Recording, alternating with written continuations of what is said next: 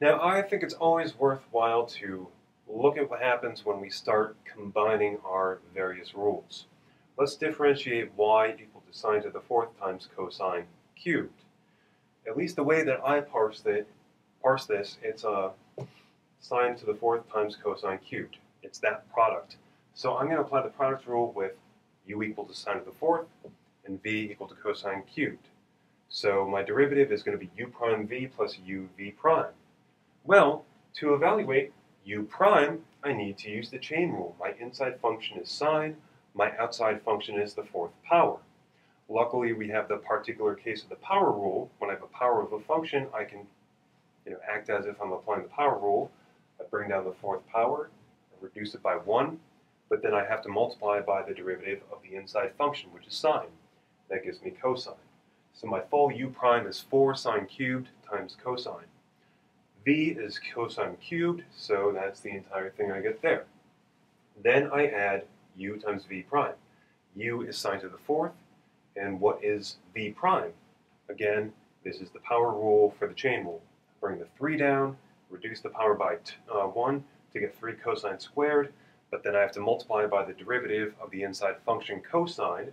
The derivative is negative sine, so I obtain this expression. Once I simplify, I get this expression, 4 sine cubed cosine to the fourth minus 3 sine to the fifth cosine squared.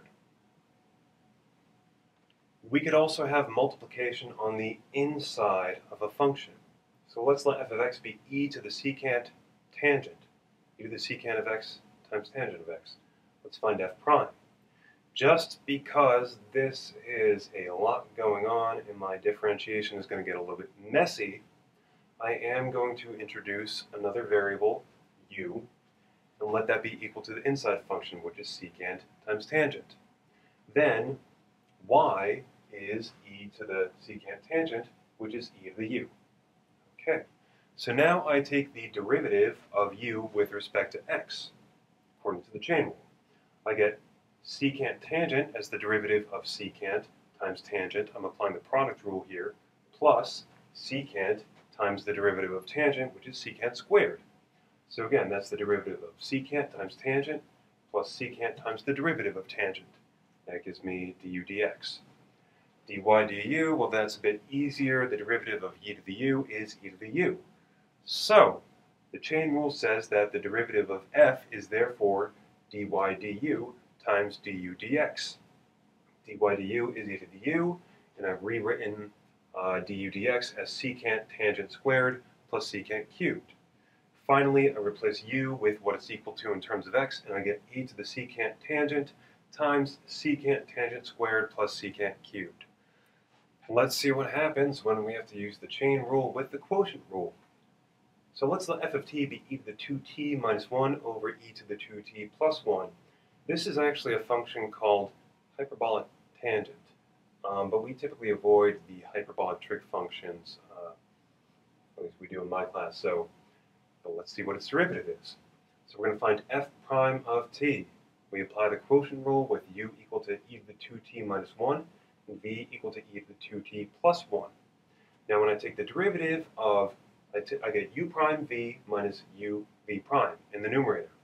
What is u prime? Well, the derivative of e to the 2t requires an application of the chain rule. Although this is a simple application, this is a linear change of variables. I'm changing, instead of having just t up here, I've got 2t.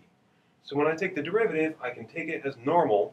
The derivative of e to the t would be just e to the t, but I have to bring out a factor of 2 in the front. The derivative of negative 1 is 0, so I'm just left with 2 times e to the 2t. Then I multiply that against v, e to the 2t plus 1. Then I subtract u, which is e to the 2t minus 1 times the derivative of v, for the same reason as the derivative of u being 2e to the 2t, the derivative of v is 2e to the 2t. Great.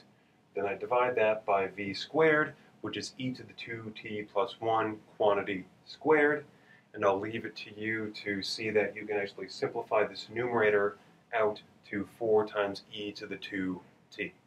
And here's question number 3. I'm going to ask you to differentiate y equal to secant of 2x plus 3 over 5x plus 8. This time we're going to be using the quotient rule we're taking the derivative of the inside. So apply the chain rule. My inside function is this rational function. My outside function is secant. Do it nice and carefully, and when you take the derivative of the inside, you got to apply the quotient rule.